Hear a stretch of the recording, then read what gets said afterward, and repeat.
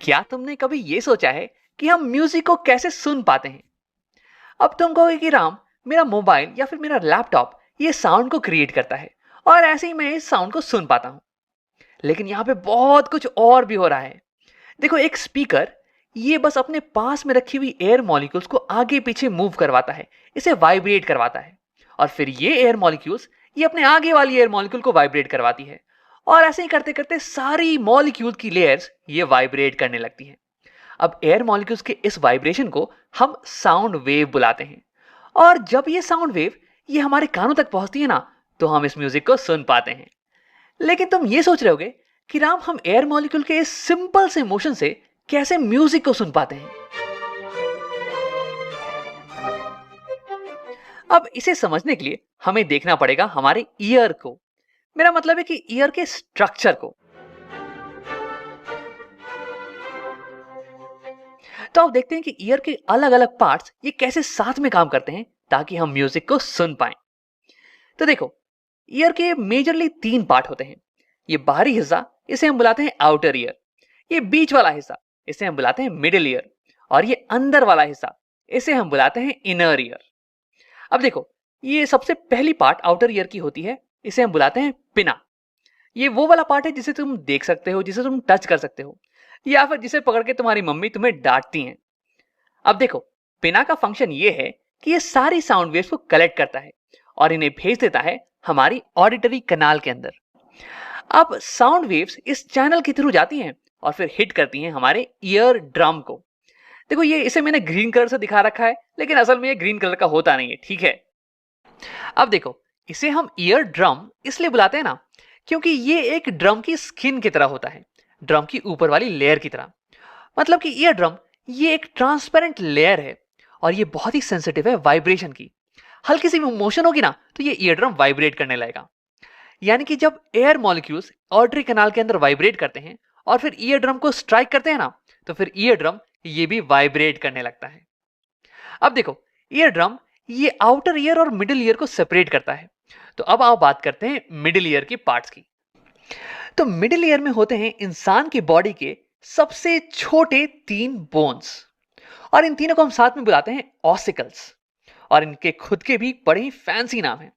पहले वाले को हम बुलाते हैं मैलियस, दूसरे को इंकस, तीसरे को स्टेपीस। और मेरे पास यहाँ पे एक पिक्चर है जो कि दिखाती है कि असलियत में ये बोन्स कैसे दिखते हैं। तो देखो, इनके इंटरेस्टिंग शेप के कारण हम इन्हें कुछ कॉमन नाम भी देते हैं, जिन्हें कि याद करना थोड़ा आसान पड़ जाता है। पहले को हम बुलाते हैं हैमर, दूसरे को एनविल और तीसरे को स्टिरअप। देखो, अगर तुम घुड़सवारी करोगे ना, तो स्टिरअप वो चीज होगी जिसपे कि तुम पैर रखोगे। अब देखो, जब ईयर ड्रम वाइब्रेट करता है तो इसके साथ साथ ऑसिकल्स ये भी वाइब्रेट करने लगते हैं। तो यानी कि ऑसिकल्स का फंक्शन ये हो गया कि ये वाइब्रेशन को ईयर ड्रम से इनर ईयर में ट्रांसफर करते हैं। लेकिन केवल यही इनका मेन फंक्शन नहीं हो गया। देखो, ये साउंड वेव्स की प्रेशर को एम्पलीफाई करके, इंक्रीज करके इनर ईयर में ट्रांसफर करते हैं। अब तुम ये सोच रहोगे, यार यहाँ पे वाइब्रेशन प्रेशर को इंक्रीज करने की क्या जरूरत पड़ गई? तो देखो, इनर ईयर में होता है एक लिक्विड, ना कि एयर।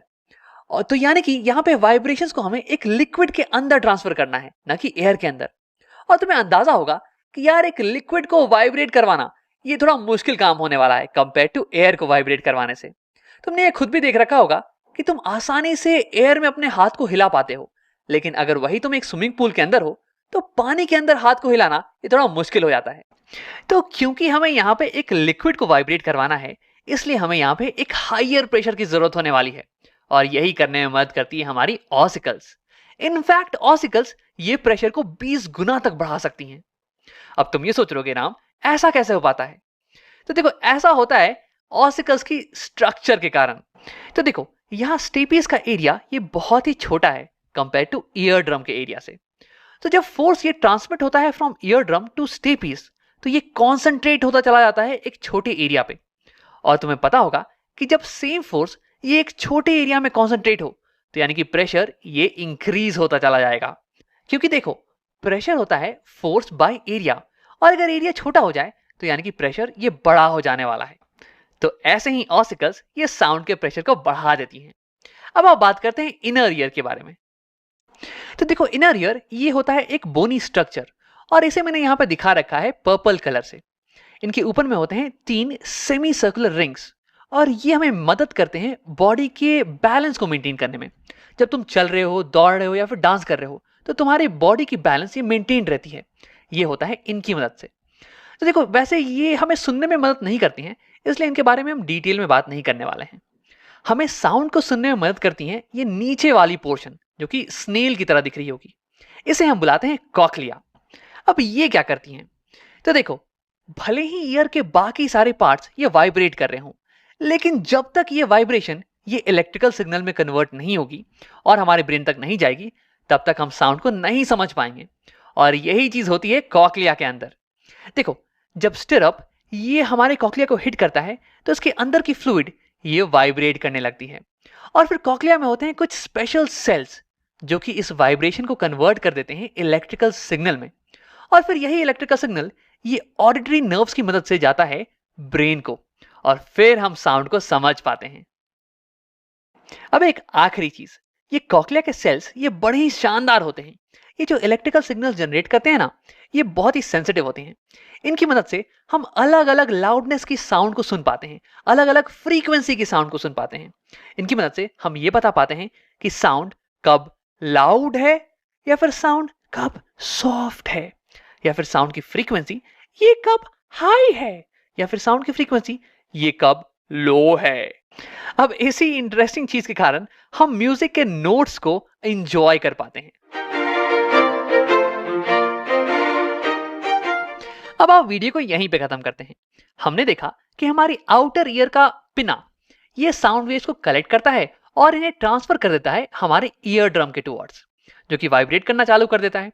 और इसके कारण ये 3 बोन्स ऑफ ऑसिकल्स ये भी वाइब्रेट करने लगते हैं और ये साउंड को एम्पलीफाई करके कॉक्लिया में ट्रांसफर कर देते हैं। अब देखो, कॉक्लिया में होते हैं कुछ स्पेशल सेल्स जो कि इस वाइब्रेशन को इलेक्ट्रिकल सिग्नल में कन्वर्ट करते हैं, जो कि जाता है हमारे ब्रेन के पास और फिर हम साउंड को समझ पाते हैं। अब मैं यहाँ पे ईयर की कितनी भी बड़ाई करूं तो कम है। देखो, हमारा ईयर ये एयर पार्टिकल्स की बैक एंड फोर्थ मूवमेंट को साउंड में कन्वर्ट कर देता है। यार, ये तो बिल्कुल ही अमेजिंग चीज।